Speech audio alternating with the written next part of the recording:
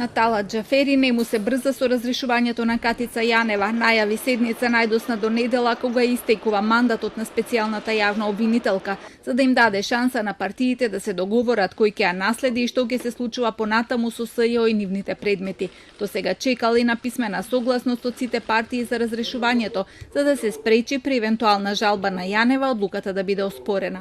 Временски имаме можност тоа да го направиме, но во секој случај тоа е собраниска работа, координирана и во согласност со сите политички партии ќе се закаже и терминот за одржување на седницата. За ВМРО ДПМН е 15 септември е доцна. Бараат Јанева веднаш да се разреши за да може до овој датум да се избере нов специјален обвинител. Седницата треба да се случи денеска, најкасно утре, за да има време и Советот на јавни обвинители да заседава и да го разгледа предлогот кој што ќе стигне до нив.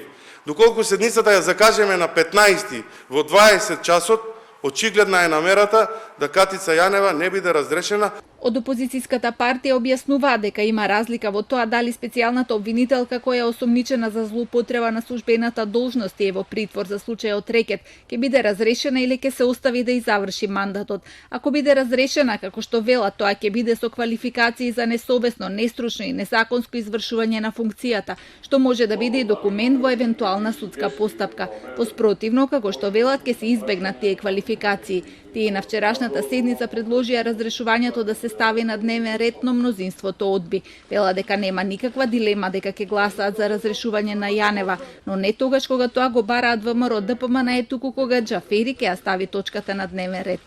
Јавноста е свесна за недвојбениот став на Социјалдемократскиот сојуз на Македонија и коалицијата, поврзан со разрешувањето на специјалната јавна обвинителка Катица Јанева, всушност став кој и го изразивме со нашето гласање на Комисијата за прашања за изборите и именувањата.